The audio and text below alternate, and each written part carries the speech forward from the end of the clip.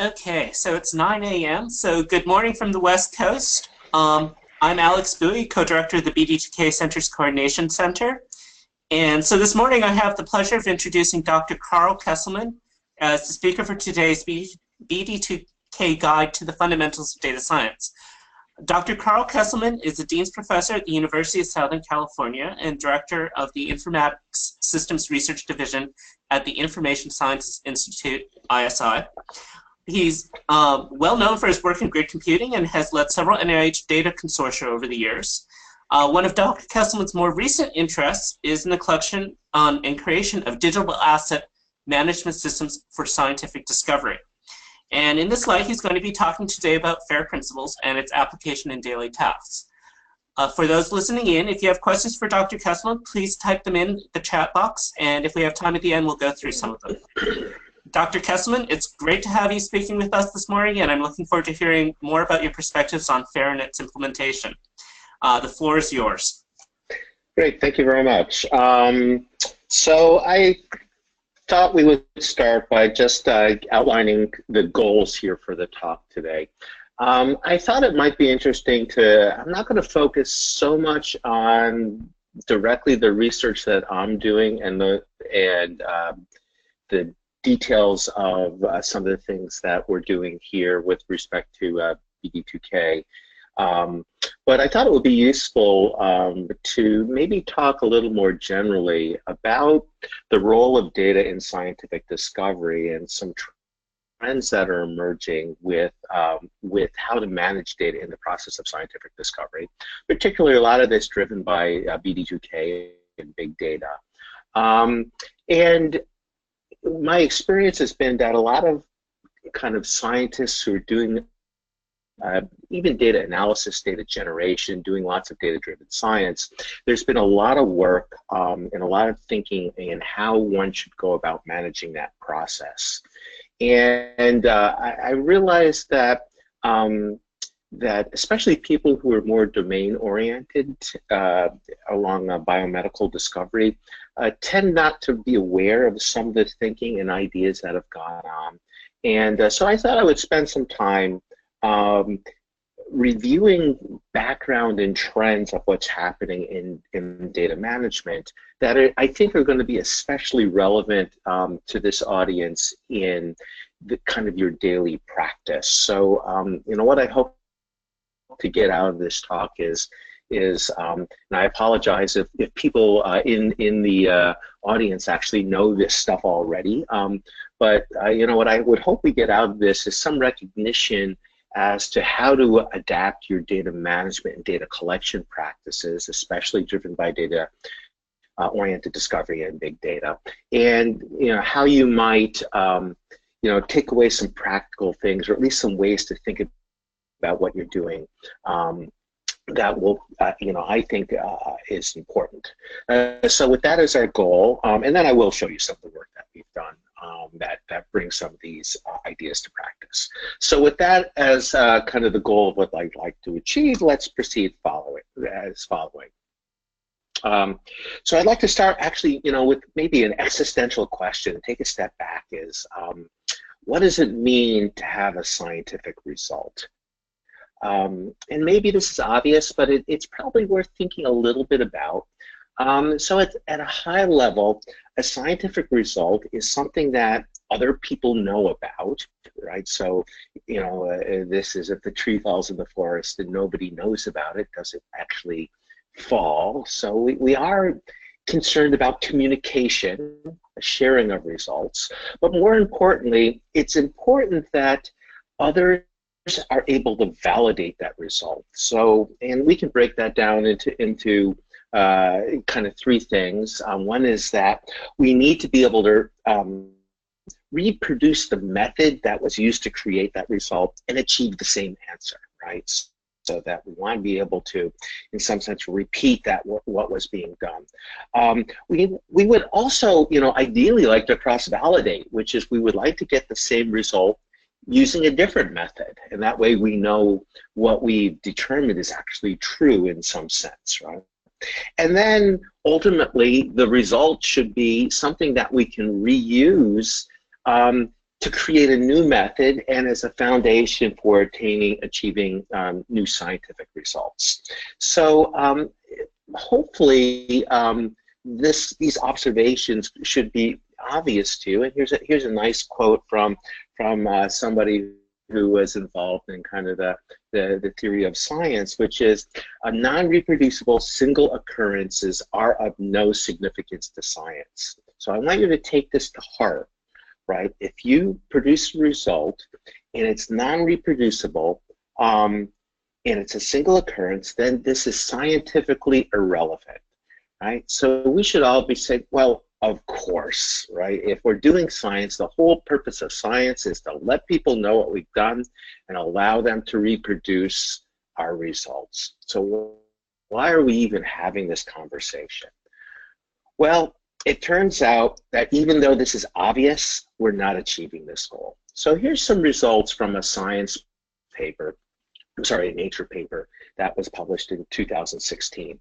And you actually don't have to go very far. These things are showing up in the popular literature. There's articles on NPR and the BBC and so on about the reproducibility of scientific results. And there's been studies that show that 1 in 10 papers the results of 1 in 10 papers can be reproduced. So in May in 2016, there was a little kind of article in Nature where they went off and surveyed 1,300 researchers, 1,500 researchers, right? And here's the direct quote from that paper in Nature. More than 70% of the researchers have tried and failed to reproduce another scientist's experiments.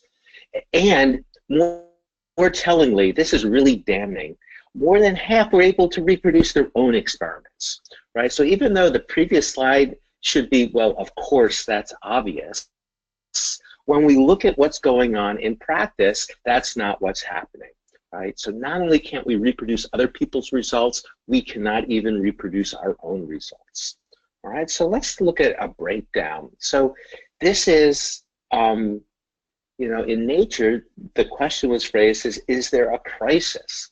And what we see is that, depending on the degree of crisis, 80% of the scientists surveyed said there's a crisis.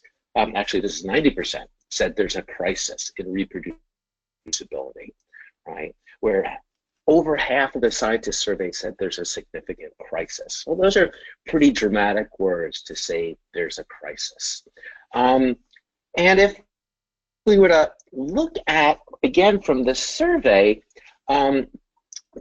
they asked, what is things that contribute to this crisis? And what we see is that there's a lot of issues that contribute. And so we can't put our fingers on any one thing. So it goes everything from bad luck to fraud to cherry picking your data.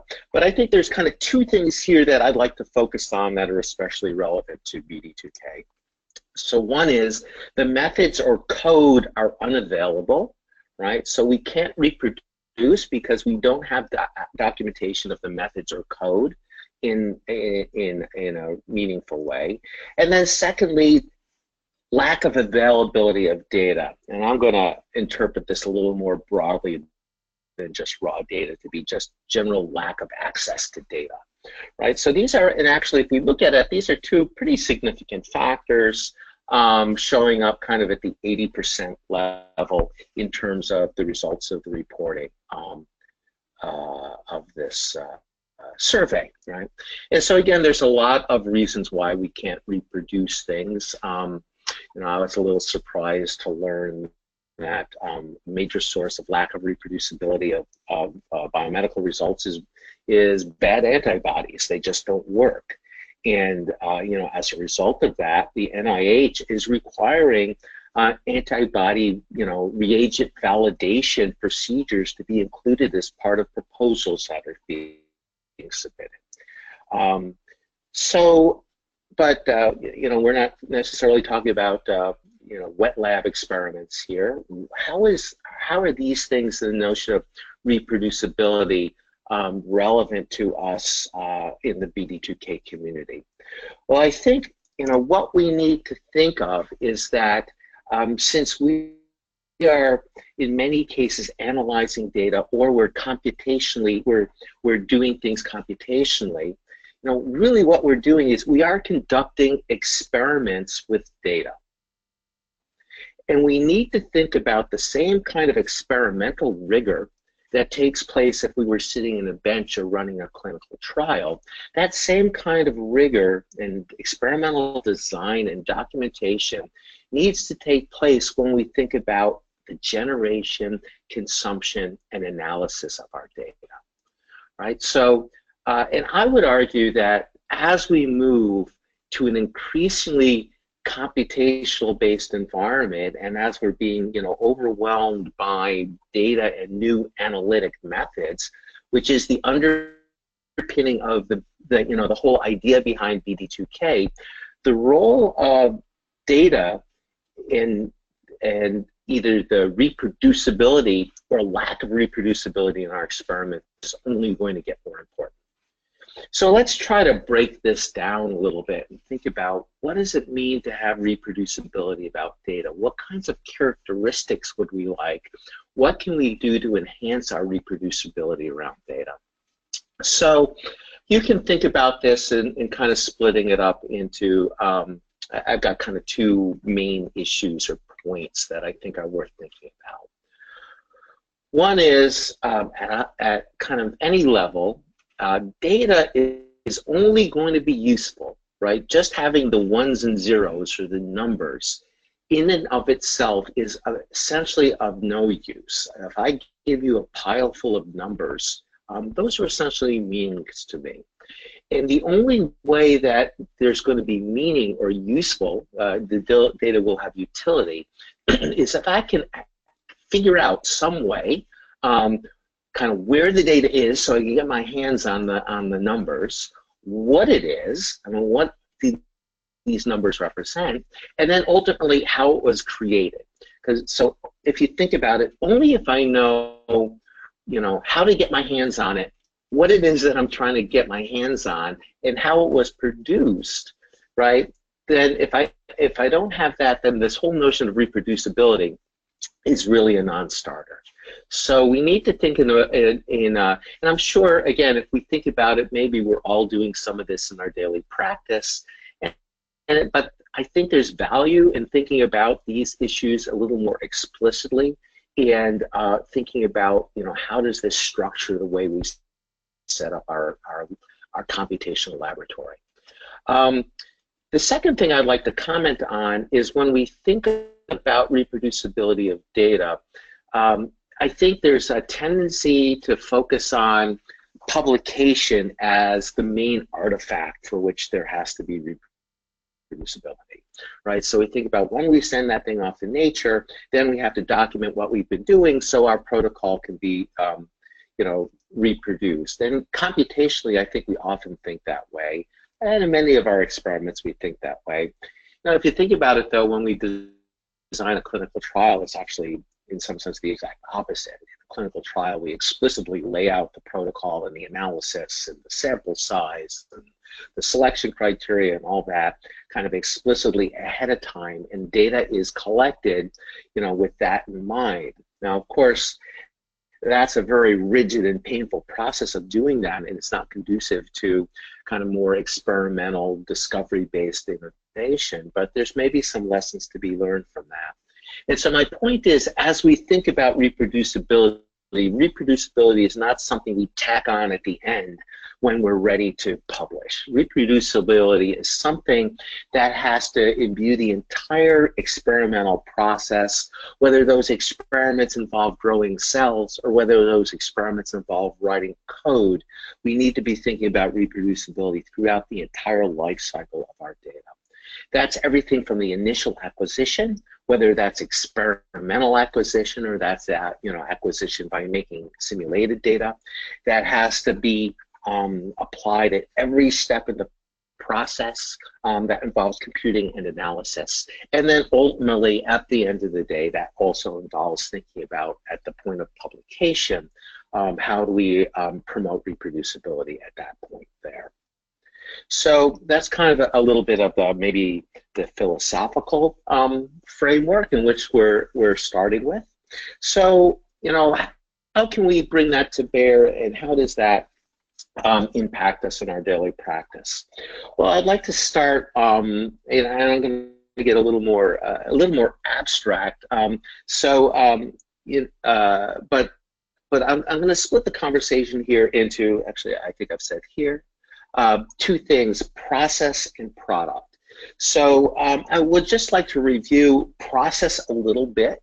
And then we'll talk about product. So process is more about how we generate our data product, and then product is we'll talk about characteristics of that actual data that promote reproducibility. So I was, in preparing for this talk, I actually wasn't aware of this paper, but I found this, a reference to this very nice paper here, which, you know, I think the paper outlined 10 simple rules for reproducible computational research. And looking through these rules, it's actually quite good. And I think it behooves all of us to look at this checklist and think about it. And when you generate your, when you do your computational work, when you're doing your big data analytics, you know, which parts of these things do you actually do in your daily practice? You know, if I have a little time towards the end, I'll show you some tools that we build and we use in our daily practice that actually make it really simple to follow most of these 10 rules. So that's kind of the work that we do, is how do we make sure that everyone can easily follow these rules. But even in the absence of tools, like the ones that we built, which I think are pretty spiffy, but even in the absence of these tools, these are lessons that you can follow every day. And again, maybe some of them are obvious, and hopefully many of you who are listening to this already do this. And if you don't, you should think about, well, which one of these things could I start doing tomorrow, because they'll impact my reproducibility.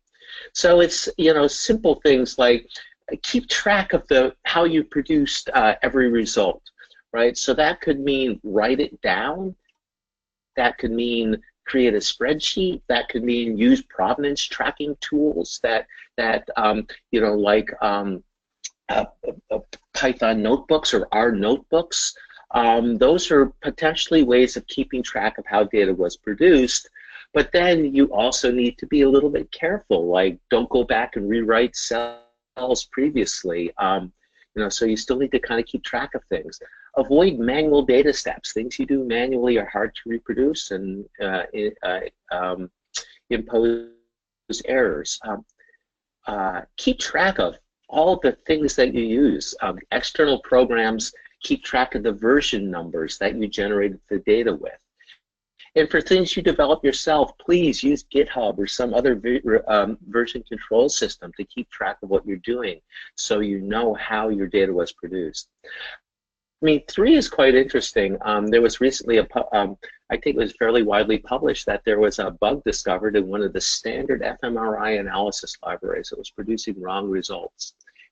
And there were, so the bug was fixed, but there's a large number of publications that were created using this software module for doing fMRI analysis, for which there was a bug, for which we have no idea which papers are now invalid, because we don't know the version number that was used to produce those results. So that's an example of 3. Now, number 5 is kind of going through this whole life cycle thing. Don't throw away the intermediate results. Everything is important. Every step along the way is important. So track all the, storage is cheap these days, so keep all the intermediate results. Don't just keep the final result. 6, I'm a little less interested in. If you're doing random things, you want to know how your random number generator was seeded. Number 7, always keep your raw data. Don't just give us the plot. Give us the data behind the plot, presumably with all the history of how it was generated. Allow you to kind of zoom in and out of your data. That's number 8. And number 9 is if you have analysis or text you always want to connect them to the underlying results, to the data. And we're going to talk next about how one might go about connecting textual statements like publications to the underlying results. And then 10, we're also going to talk about shortly, which is we need to provide access to the scripts, runs, and results, right? Because transparency is the key to reproducible science. So those are some things that impact process. How do we go about producing our data? And again, I think there's some takeaway here. If you're not checking off, 7 or 8 or 9 of these things in what you're doing today, go back after this lecture and think about what can I do to increase the number of these things that I'm doing.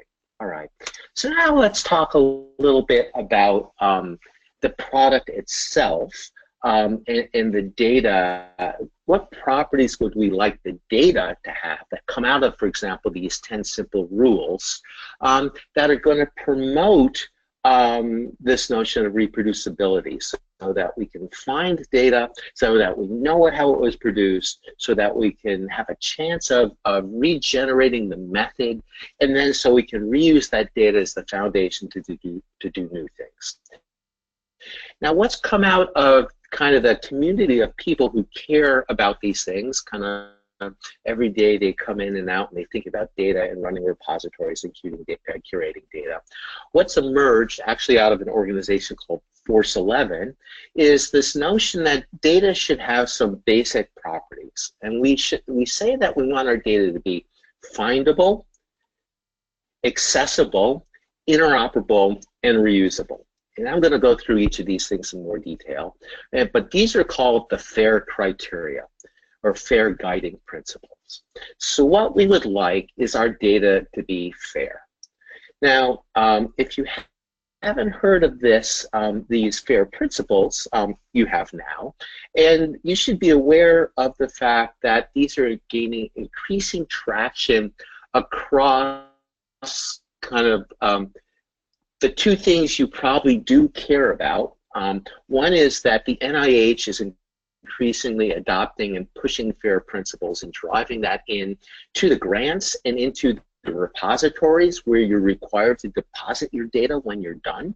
The other thing is that scientific journals are increasingly concerned about reproducibility in imposing elements of FAIR principles on the submissions to these journals.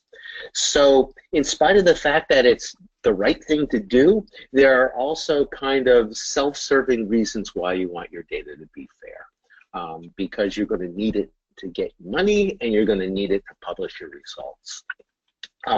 And the reason why it's the right thing to do is because those results you get are going to be higher impact and have a better chance of being correct. And I'd also like to make the point that often when we talk about fair data, it's a trap to think that, oh, that's just something for the repository people to worry about. That's just something, that I need to worry about when I publish my data. I think the benefit of fair data applies throughout the process, from creating the data to the end of to the point of publication. So fair data helps us achieve the 10 simple rules. And if you remember back on the earlier slide, lack of reproducibility was due to me not being able to reproduce my own results. And so if we think about FAIR as something that's good throughout the process, we're going to go after that issue of, can I even reproduce my own results? So what's good for the general community at a point of publication, at some level, is good for you as you're doing your computational science. So what I'm going to do is I'm going to drill down and we're going to look at kind of what the definition of FAIR actually means. And in order to understand, so FAIR is written by kind of this data curation, data library, data management community. And for those, I'm assuming most of the people on this call aren't active participants in that community. So there's some jargon or some background stuff that I think that you need to have a basic understanding of in order to actually read kind of the FAIR principles and understand them. So if you'll indulge me for a few minutes, what I'd like to do is just review some of these background concepts that maybe you're familiar with, maybe you're not. And if you're not familiar with them, you don't have to be experts in this, but you should be aware of these ideas and have a vague idea of what they mean, because I think they're pretty important. And again, they'll help you structure your data methods so that they're going to be more robust and they'll be more oriented towards FAIR, and you'll have better reproducibility on your results.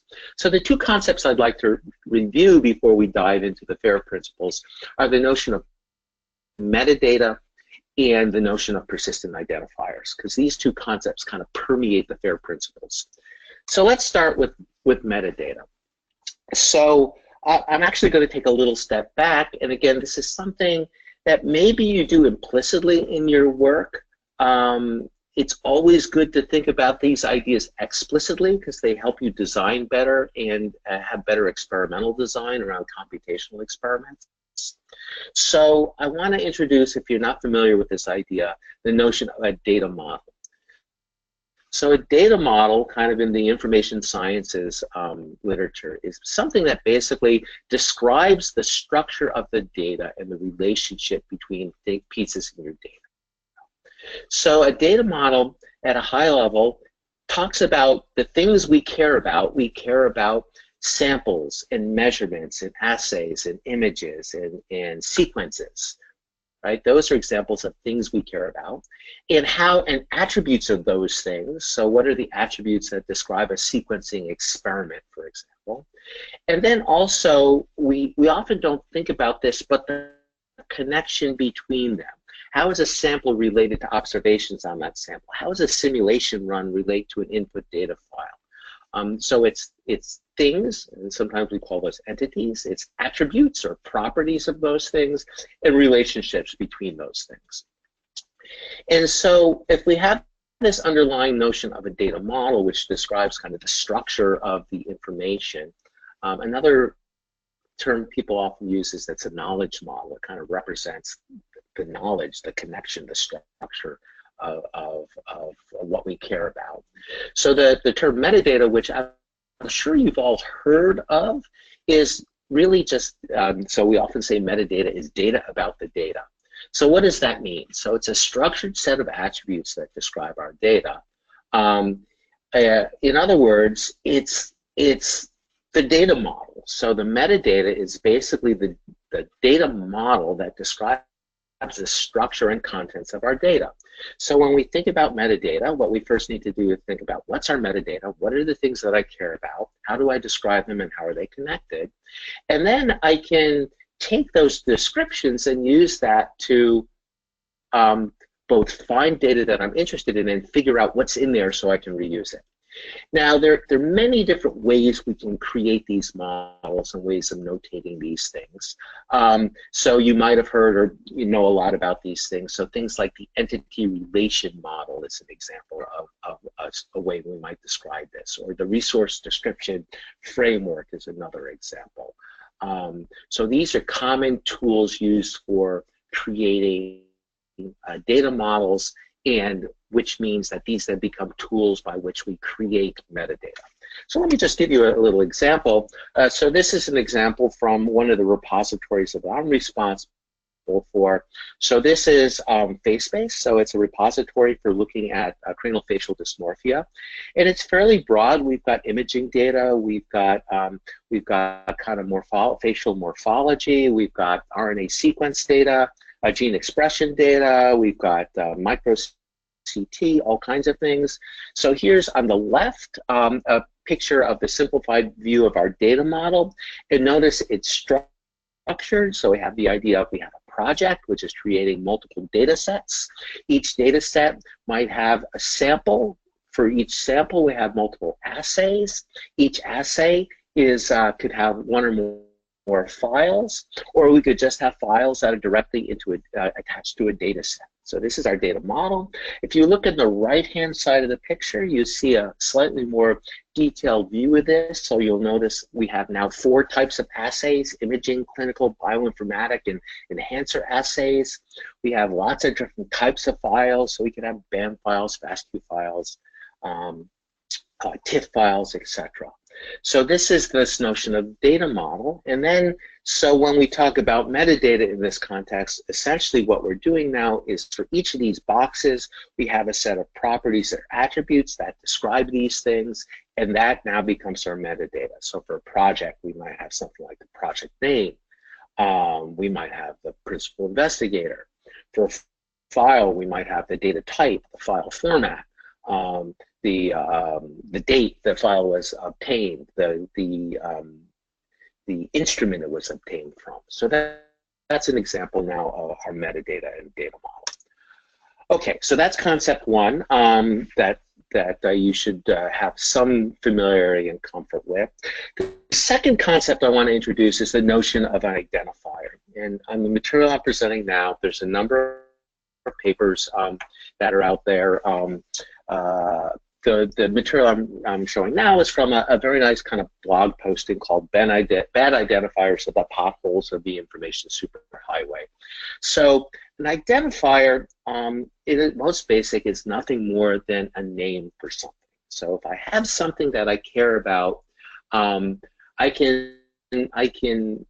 it's often useful and very important to be able to name that thing in a convenient way. And there's lots of different ways I can name things. So it turns out if you think about this for a while, there are lots of reasons why I might want to do that and characteristics that I might want to have of that name. So this cartoon here gives you an example of some of the reasons why I might want a convenient name and some of the properties of the name. And some of these maybe you've already run across in your own work. I'm sure probably everyone on this seminar has probably made up names, and they might be bad names or they might be good names. So let's look at some of these properties. And so this is basically showing, this cartoon is basically showing the use of the name from several perspectives. So from the basic researcher, you know, if I want to reproduce something and you get different results, well, maybe I've actually got the wrong physical thing that I'm trying to, you know, reproduce the result from. Maybe the mouse has got a different genotype. Maybe I'm actually using a different antibody. So how do I know that I actually use the same stuff or use the same program or produce the same answers that another investigator did? So having a robust name can help that.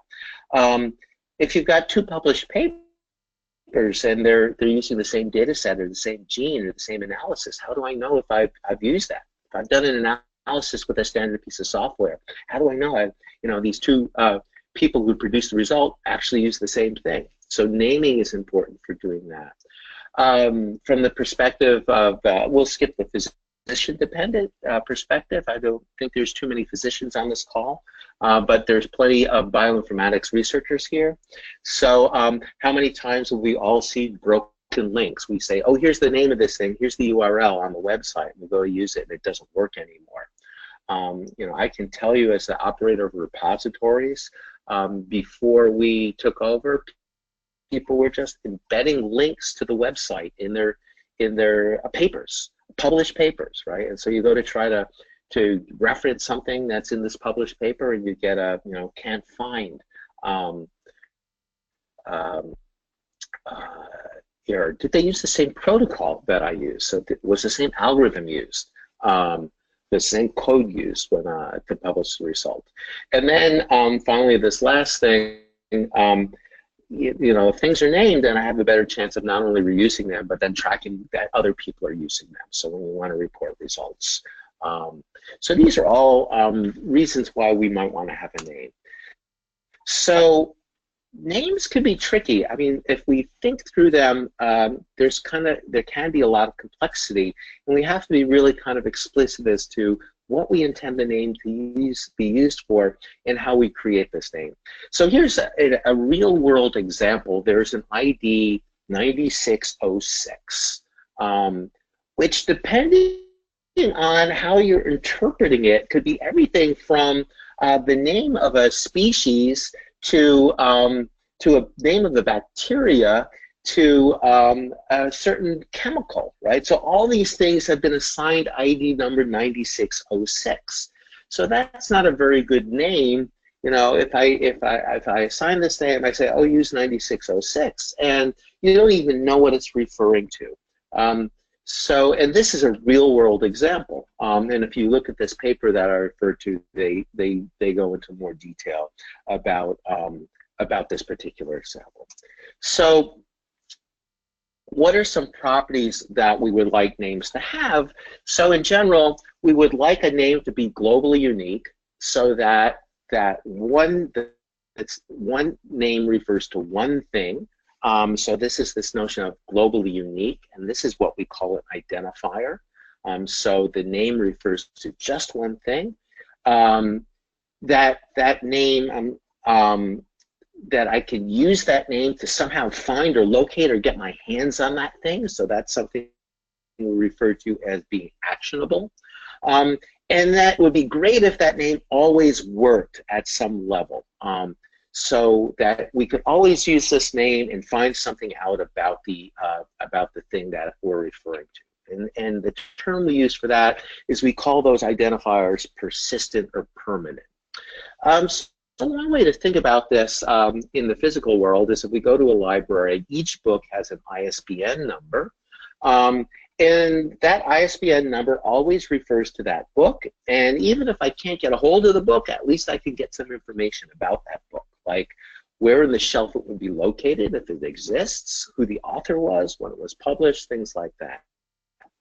Now, you've probably in your practice seen things like this thing in citations or papers, or when you go, this thing that says DOI, D-O-I. That stands for Digital Object Identifier. So that's an example of an identifier that has these properties. So there's this whole kind of structure, an infrastructure that's been built to make sure that those DOIs are globally unique. They only refer to one thing. They're actionable, which is I can use that DOI, I can kind of plug it into a web browser and get that information about what it's referring to.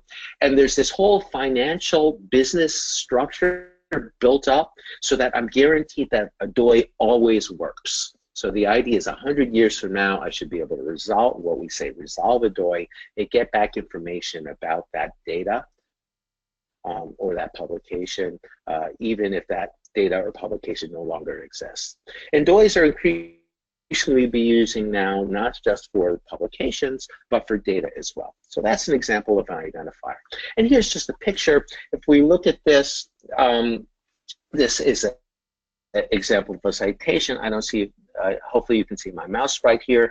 So if you see this thing here, that thing that starts with http://zfin.org/ then zfin: and all that stuff. So that is the example of a persistent identifier that uniquely identifies a piece of data in the zfin data repository. And that's what's called actionable. So those are, I could type that into a web browser and I will get back information about that particular piece of data. And this other one here is another example of a type of identifier. So this is an identifier that's actually not resolved or turned into an action by ZFin, but it's by the California Digital Libraries is actually resolving that. All right, so that's our background information. So now we can look in a little more detail when we say something is fair, what does that mean? So, so what does it mean for something to be findable? So for something to be findable, intuitively, that means if we kind of know something about it, we can locate it. We can, out of this vast sea of data, we need to be able to actually discover which piece of data we're interested in. And so this is going to focus on two things, one of which is we're going to have some metadata that describes this thing so that we know we've got something that's interesting. And we need to name that metadata. So we're going to name that metadata with a globally unique and persistent identifier. So I'm going to have an identifier. It's going to name a collection of metadata. That metadata, point 2, is going to describe what's in our data with rich metadata and interpret rich metadata to say, I've got an interesting data model that describes what I've got. That metadata is then searchable, so we've taken it and we've registered it, and so we can look for things, based on characteristics of the data, and then finally that the data itself has a persistent globally unique identifier. So we can name and refer to the metadata that we use to describe the data. We can name and refer to that data, both globally and persistently and uniquely. And then we've got a rich model that allows us to find things that we're interested in. So that's the notion of findable, right? So kind of takeaway lessons here is, as you're creating data in intermediate products and publications, think about, can I give it a name that's unique? Can I describe it with metadata? Should I kind of name the metadata? Should I be naming the data? How should I search for it? And then you might want to think about findability in the tools that you use every day. So what is my metadata? Is it the file name? Is it a spreadsheet? Do I think about explicitly what attributes I want to have for this thing, so that I have a model? Or do I just kind of make stuff up when I stick it in the file name? So those are all things we can take away on a daily basis, right? To be accessible, that has to do with, once I found it, can I get my hands on the numbers? Can I get my hands on the stuff I'm interested in? And this speaks to this notion of open science and the notion that transparency is good for reproducibility in science. Of course, we all know that there are reasons why not every piece of data can be accessible, for IP reasons, for privacy reasons, for data use agreement reasons. But in general, what we would like to say is that at least the metadata talking about our results should be retrievable. Given the identifier for a collection of metadata, I should be able to use a standardized protocol to get my hands on that metadata. And these days, what that means is I should be able to use the web protocols, or HTTP, to retrieve the metadata in a way that I can interpret.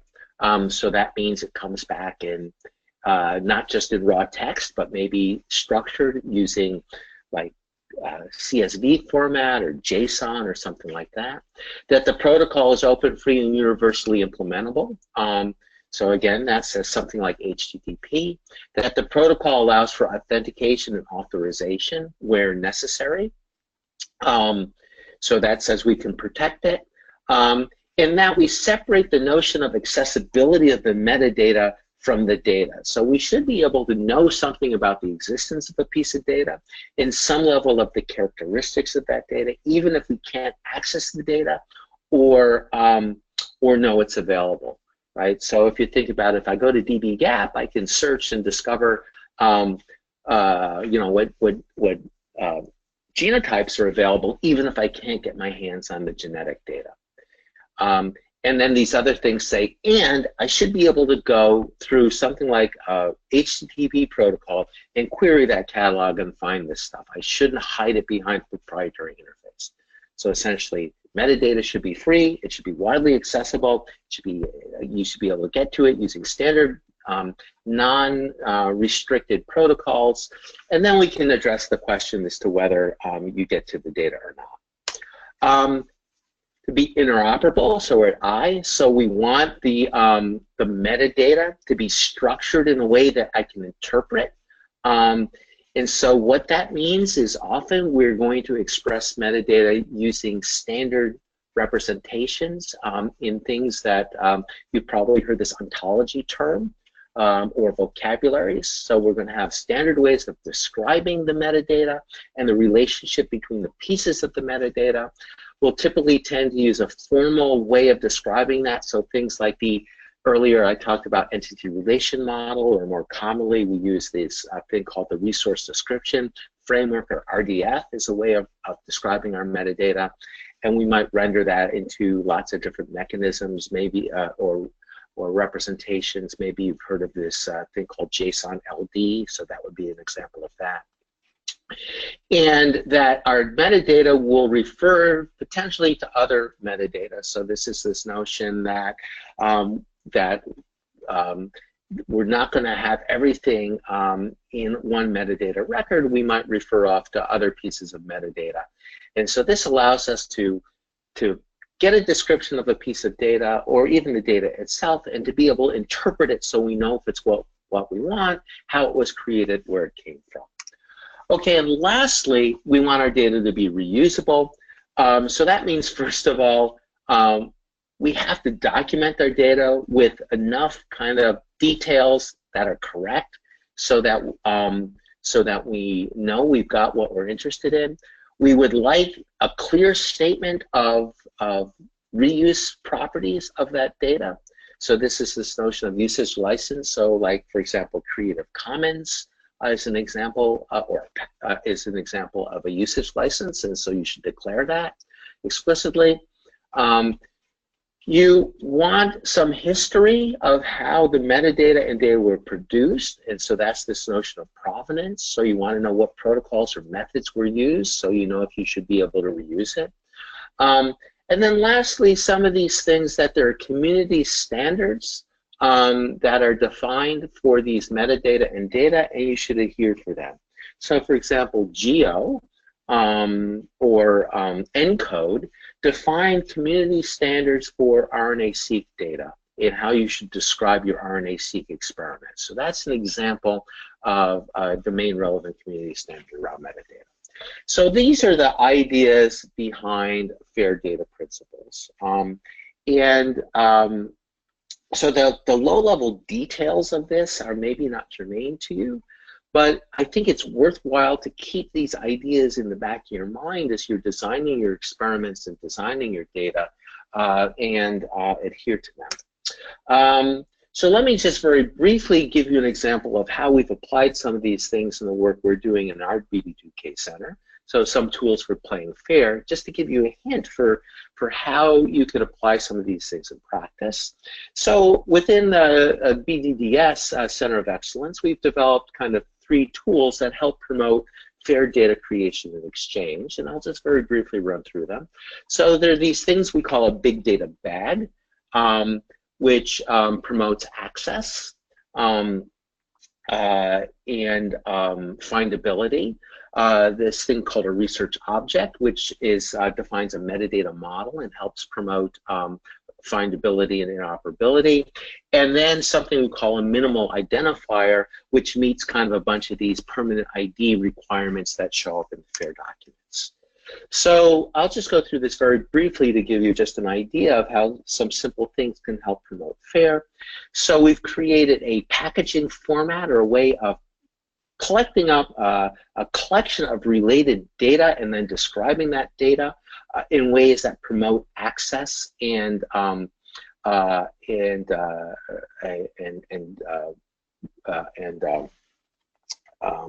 interoperability.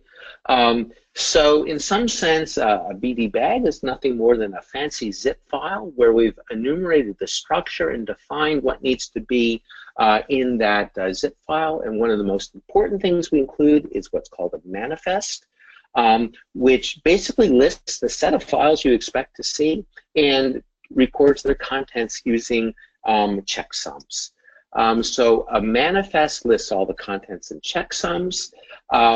And then we've also designed this for big data, so it might include data that we don't actually have available to us but are referenced via identifiers. But we have the ability to enumerate all these potential contents and know exactly what should be included in there. So this gives us a convenient way of collecting up and exchanging data. We use something called research objects, which are rich metadata, so we include this. This is an example, and a research object is basically a metadata model and some vocabulary that's been designed to support interoperability. So this is an example of metadata using a research object. And what we see here is, for example, this is defining a file type using the research object formalism. And so this is a format called JSON LD, and this is using the a RDF underlying metadata model. And then the last piece is we've created an infrastructure that makes it really easy to create permanent identifiers for any arbitrary piece of data or intermediate data. So rather than you having to go and talk to somebody and belong to an organization and have somebody mint a DOI for you, which is like what you have to do now, we've leveraged something operated by the California Digital Library and provided the ability for you to just, at the spur of the moment, create a unique identifier for a piece of data and to associate enough metadata with it, so you know exactly what you're talking about, who created it, and when it was created. So now you can resolve that, and this is an example of where you get back, you know, in following the FAIR principles. We've now taken this identifier, we've resolved this back to a specific set of metadata. So let me just give you an example of how we might bring this all together very quickly. So here's a little use case that we've done with the encode data. So in this case, our primary data source is in code. We want to do some computation on data that exists in the code repository. And you can go to encode and you can search and you can get back a list of things. And then you can go and you can download each of these things and store it in a local directory. And then hope you've downloaded all the right files. And if you want somebody else to reuse this data, they have to go and re-download that same set of files. So that obviously does not promote reproducibility. So applying some FAIR principles to that, we have used our tools to basically take an encode search and turn that into one of our bag structures. So now basically we've enumerated all the results. We've captured metadata about all of these results. We've then associated a unique name to this collection. And then we bind an identifier to that collection, which is actionable. So now I can use and exchange this identifier. I can go and retrieve metadata about that collection. I can retrieve that collection and then use that to access the data so that I know that I've accessed exactly the right collection of data and exactly the right version of data.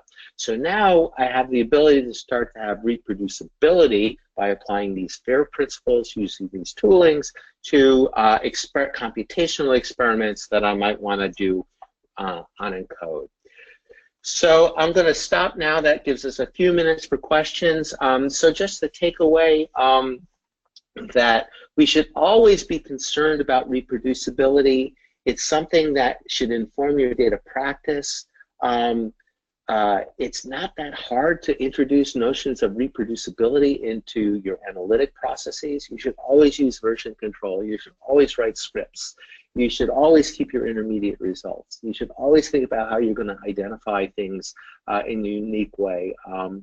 So we need to practice computational processes that promote reproducibility, and we should keep in the back of our mind that even if it's just for ourselves or our immediate collaborators, that we would always like our data to be findable, accessible, interoperable, and reproducible. It's not just something we should care about when we publish. We should think about how we can do this every day. There are tools like the BDS tools that are available to help you do that. It doesn't have to be hard. It's something that's just good to do, and it's becoming increasingly something that you're going to need for funding and publication. So whether you want to do it or not, you're going to be forced to do it. So with that, I'm going to stop. There's a few minutes for questions. And thank you for your time and hopefully attention. Thank you, Dr. Kesselman, for this great talk. So a couple questions, but first there's a comment from the audience, which was that in certainly the discussion of FAIR and data management and the data processes, one of the sort of underlooked resources that people often sort of fail to recognize as a great resource for helping with a lot of these processes are your librarians. So I think librarians, particularly at academic medical centers and other universities, are increasingly involved in the data management processes of both big data and other sorts of data repositories. So for those in the audience and looking at data management issues, I think going to your librarian is certainly a good thing because they can also provide a lot of insight. So one question that has come up is one about context and secondary, the use of data in terms of both primary and data secondary analysis. And so you sort of emphasized this at the beginning of your talk with respect to describing what the data is, how to get to it, and as such. But I think one of the challenges that particularly in the biomedical spaces, we often have data sets where the data is not collected primarily. The data is collected for a primary usage, such as maybe clinical care or something else, and then it's being accessed or analyzed for sort of secondary purposes, and trying to understand what the content or context is around the original intent of the data is often undocumented. Do you have any thoughts on how FAIR and sort of the annotation processes and all that can sort of be interwoven into that? Yeah, I think that's a good question, right? So secondary use is always a challenge, and as it was, so there are a couple ways you could approach that. So one is to design, depending on the reason for production of the data, to design with secondary use in mind. And so for some things like these repository studies that I have, that is the primary motivation. So we can do that work up front. In terms of kind of serendipitous secondary use, one would like to make the argument that if you're doing FAIR for your own primary use, that would allow at some level interpretation for secondary reuse. And if you are capturing that as part of your just good data practices, then that will help facilitate reusability. However, at the end of the day, I mean, there is this problem, which is that it's got to be, as we say, buyer beware, right? So there has to be enough documentation to determine whether the data is accurate enough or valid enough for whatever secondary use you might want to apply it to. So there's no magic bullet. Sometimes you need so much detail that it makes secondary use really difficult. I think if we improve our data hygiene kind of as part of daily practice, I think the idea is that would help facilitate secondary use of data.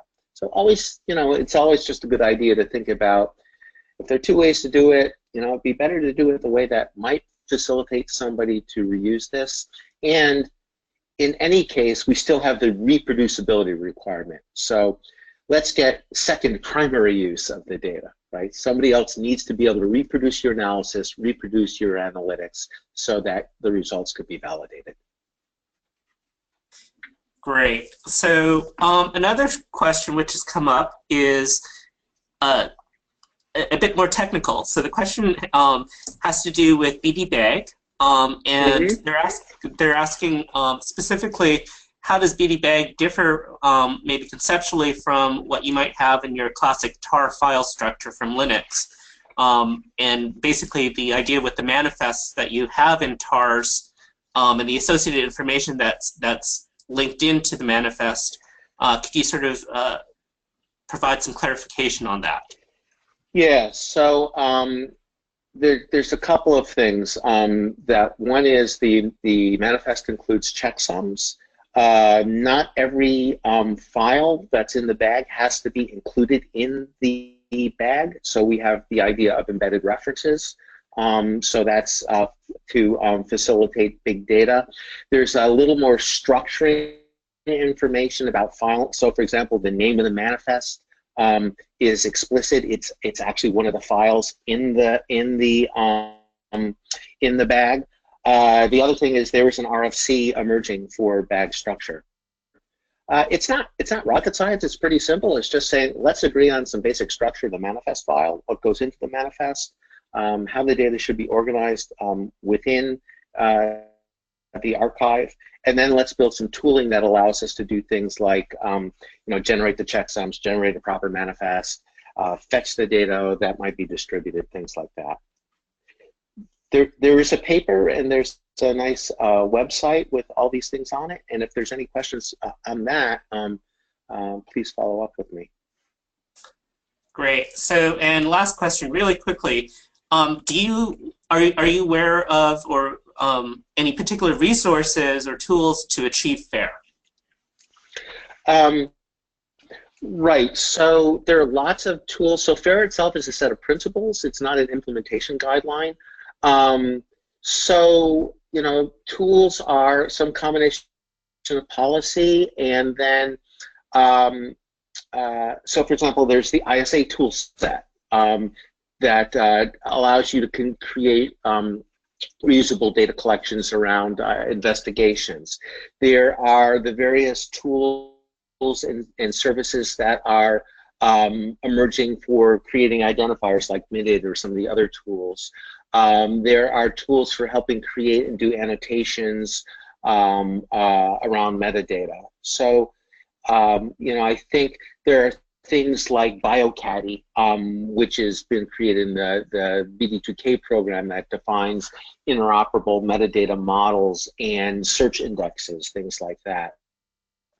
So there's no one tool. I think it's awareness of kind of what goes into it, the underlying principles, and then being more explicit about your practice so that you kind of conform to these principles. And again, that practice could be, I know it's got to go in a repository because that's a condition of funding, and my repository is organized around FAIR, or it's just like, I'm doing an investigation in my lab, and this would be a good thing for me to do. So let me think about, you know, what is my strategy going to be for findability, and then what tools that are available could I use within my experiment to make things findable, other than maybe coming up with a fancy file name, right, or a nested directory structure. So, you know, that's what I would say.